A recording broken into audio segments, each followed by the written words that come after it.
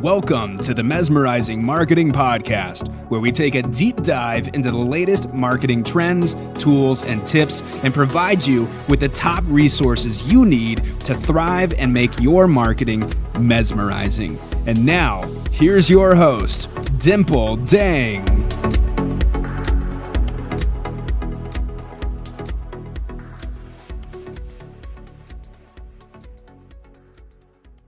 Hey there, my Mesmerizing Marketing Tribe. You guys are not going to believe what just went down. We've got some breaking news, and that's why this girl is back to tell you all about it. Now, you guys probably know that you see me spend a lot of time on Clubhouse, and if you're a good friend of mine, you're probably on the Clubhouse app as well. Well, let me just tell you what happened. So today, I got an invite from the Clubhouse team to come into this room where they announced that all these changes that they have been rumoring about. Well, guess what? They let the cat out of the bag. They really, really did. And they said, don't tell anyone. It's going to go up on the blog, on their blog, which it did. And they are actually going to have a town hall tonight. And I'm recording this right now before the town hall. But I just have to say that they really dropped a lot of changes.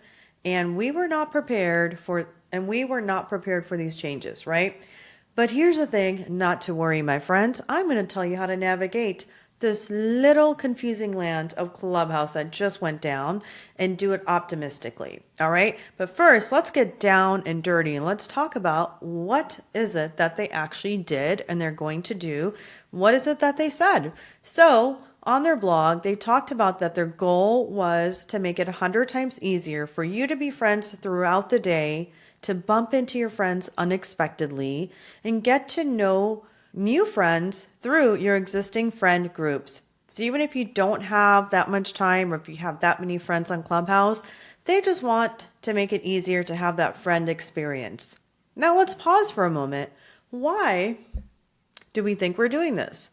I think they want to go back to making this app the way it used to be before Clubhouse got to be very clout chasey and all about the clout, all about the followers, all about the drama. They don't want that. They want to take it back to a time where people can really make genuine connections and genuine friendships and be friends. All right, let's dive into what they're introducing today. So they're introducing something called chats. So this is what they said. Today's update is centered around a new format called chats. A chat is a voice-only group chat with your favorite people. So they're saying a chat is a voice-only group chat with your favorite people, and it's like a Clubhouse room, but really you can drop in and chime in at any time of the day when you want. All right, so listen to what they had to say about chats. They said, to picture a chat, imagine if your group text and your Instagram stories met at the park, talked for hours, became best friends, and fell in love. 9 months later, they gave birth to a new way of keeping in touch, one that lets you hear your friends' voices, meet their friends, and spend less time typing. If social messaging were a thing, that's what it would be. Now let's unpack that for a moment. Okay, I'm all about audio and not having to type and having transcription being done for you. So that part, check mark, I would say yes, that's a plus, right? But this whole thing about, okay, imagine if your group text and Instagram stories met at a park, talked for hours, became best friends, and fell in love. And 9 months later, they gave birth to a new way of keeping in touch. Is like talking in chat with voice messages such a new thing? We do it on our phones. We do it in WhatsApp, right? So I think it's a little bit modeled after that same kind of feature. Now, this is the other thing. So with chats, you can actually push to talk. You can listen at twice the speed.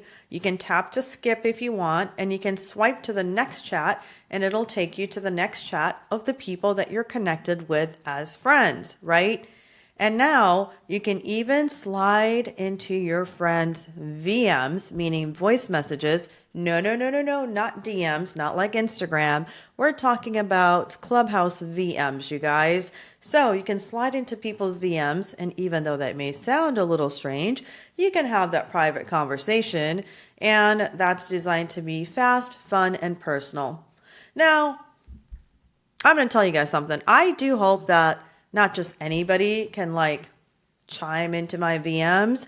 I hope it's people that I actually am friends with and not just random people, because then we're going to have a problem. We're going to have to block a lot of these people. And I'm a busy girl. This girl does not have time for that. No, no, no, no, no. So let's not overcomplicate it. But we are just getting down to everything today. And we have tried it out. I've tried out some of the features. So if you hang till the end, I'm going to tell you all about that as well. But that's not the only updates. There's more. So let me go through everything that they're doing. So the other thing they said is like better than group texting. So they're saying since we first started Clubhouse, the usage of voice notes has grown quickly around the world. And it makes sense because it's faster and it's nicer to hear friends' voices. But it's hard to use voice notes in a group. So we default to using text and they think that is boring. Now, Clubhouse had a feature where you can message people and you can type a message. So before this update, you were not able to leave your friends an audio message. Now, you will be able to leave your friends an audio message. And I think, yeah, is it nice that you can hear their voices? It is. However, how can you take away the feature? How can you take away the feature to actually type a message? What if you don't want to talk because you are at work or you're in the middle of something, you're in a crowded place, but you just want to communicate with someone? All right, here's the good news though. I was told though, whatever changes that they're making, they're really going to look to us for feedback and they are willing to make changes. So do not get stressed out that everything that they've done is set in stone, because it is not set in stone. And if you have some feedback, come to me and tell me, because I am on their committee to let them know what I think of all these changes. And I will make sure that if you guys send me, what your questions are, what your suggestions are, what you like, what you don't like, that I will also communicate that, because trust me, I've been on Clubhouse since December of 2020. And because I've spent so much time here, hours and hours and hours and days after days after days, I have a little bit invested into the Clubhouse app, right? And I do have a lot of friends here. I do spend time here. I do host rooms. I do support rooms. I do have conversations with chats with my friends and things like that. And I want to see this app thrive, and I want it to be around for the long run. And I want to see it continue to improve. Okay, so the other thing you need to know about chats is that they're also automatically transcribed into the language. So if like your language settings are on English, and then basically, if somebody does not want to listen to, right, the audio, they can actually see the transcription as well. And then what's cool is that you can even talk with friends who speak different languages, right? I think they really want people to be friends from other people around the world. And that's the impression that I'm getting. They're putting a big emphasis on friendships and friends. And you know what? I'm all for that, because I have met one of my besties on Clubhouse, and she's all the way in Ireland. And if you know me, you know who I'm talking about. I'm not going to name her on here. But all right. So the other thing that's really important to them is they're saying just your favorite people. When you open up the Clubhouse app, now you're going to see your friends. You're not just going to see random rooms that happen to be live. But this also means that for now, at least today as we speak, there is no hallway. So if you're used to going into your favorite rooms, your creators of those rooms are going to really have to make an effort to ping you into the room. And it's really going to be hard to just see what's randomly in the hallway. So if you have houses that are your favorite, you have creators that are your favorite, one way that you can figure out where these people are is you can go to the magnifying glass, which is the search feature, and then you can type in either a room topic, like if you're looking for a room that's right now talking about Clubhouse, or a room that's talking about marketing, or talking about social media, or talking about podcasting, it's going to show you what some of the top rooms are that are going on live.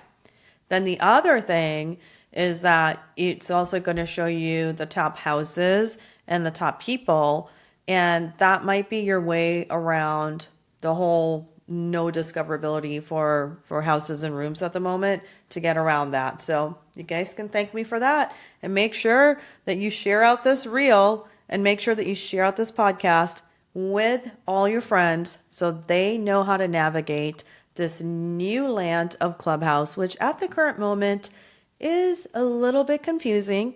And that's okay, because the founders already said that it would be. They already said things are not going to be perfect. There might be glitches. It's going to be a little bit of confusion. But hey, you know what? You never know what good can come out of all this. So I say stay optimistic and have a positive attitude. Let's keep going. And so the other thing that they're saying is, because when COVID happened and then everyone kind of like went back, to school and work and, post COVID, it got really harder to connect with people, right? And then like you don't really see the rooms that used to be live back in the day, because a lot of those rooms went away. And I think part of that is they might be trying to revitalize the app to get some of the people who left the app to come back and just connect with their friends. Like maybe they miss their friends. They miss having those conversations. And I think that is a good thing. So their other thought process is, well, people have a lot of ways in real life to be able to talk, alone and in private. And then they also want to bump into other friends and do people watching and things like that and meet new people. And like they're saying, in real life, people enjoy going to bars. They enjoy going to coffee shops and parks and all of that. And that's why Clubhouse is around as well. All right, let's talk about the live rooms that everyone has been doing in their houses. Those are not going away, so that's good news. Those are going to be around. But what you have to know about is you want to set those up in advance and then invite your audience, invite the people that you're connected to, because you want to make sure that they're able to get that invitation and then they're able to find the link to the rooms. So I'd also suggest that you start sharing the link to your events for Clubhouse and such in your Instagram stories. And this is why you should have been building up your Instagram account and even your email list long before, because when things change, right, just like they change them, literally like that, you have to be prepared for the what if and how are you going to take your audience along with you for where you're going to go to next. So that tells you build an email list and really focus on getting your audience somewhere outside of Clubhouse, because if Clubhouse were to go away, 6 months from now, like how are you going to connect with your audience that you have spent years and years building up, right? Like a lot of us, I've had over 20,000 followers on there. That's more followers than I have on Instagram even. But I spent hours and hours and days and month after month and week after week building that audience up by supporting other people, by doing my own rooms, by staying on there for hours in the first year that the app was around, during the pandemic. And now I will say, and I'm going to be honest about this, one of the things that a lot of my friends who are creators on Clubhouse are not happy about, they're not happy about the fact that now, let's say they had like 80,000 followers, and now their 80,000 followers are gone, and it just says that they have 1,500 friends or something like that. So they're no longer showing followers of how many followers you have. Okay, guys. So I think the rationale behind them taking away how many followers you have and changing that to how many friends you have. The thing is, my friends, it means who are you following, and they're actually following you back. But then there's a little bit more to the formula that I don't know what it is, because I was following 3,200 people, and now it says I have, I don't know, 1,700 or something like that friends. So I think what it means is the people that you're following and they're following you, they also have to be active on the app. So there might be some type of stipulation that means during which certain time period have they even been back on the app or logged in. And if they haven't, then maybe they don't count as friends anymore because they're not actively engaging with you. And I think what Clubhouse wants right now is they want engagement. So that's what you have to go with. All right, guys. The other thing that they said is they want depth over reach, right? So they want people to have those deep conversations in smaller groups instead of having unauthentic conversations with large groups. So they're changing the vibe of Clubhouse. And if they're changing the vibe of Clubhouse, if you want to continue using it, I think it's time to put together another Clubhouse strategy. It's kind of like thinking about a marketing plan. If you're going to put together a marketing plan, now you have to come up with a new strategy for Clubhouse. How do you like them apples? Well, I know you probably don't. You're thinking you got the rotten apple. However, change is not always a bad thing.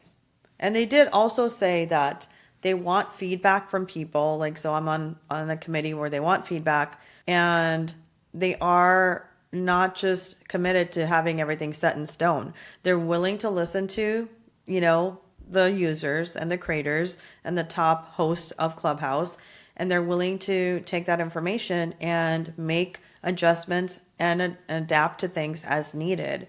So I would not be too worried about everything. If you don't love it the way it is right now, it's probably going to evolve. It's going to change. It's going to get better. They're going to make changes for the best. So keep that in mind as well. The other thing that they're saying is if you want to really maximize your reach, right, you can use chats, but you should also be taking your content and, putting it on different platforms. So they're saying you can record your content, you can publish it to your podcast ecosystem. You can also put your videos and episodes on YouTube, and you can also create clips for things like YouTube Shorts and TikTok and Instagram Reels and Facebook.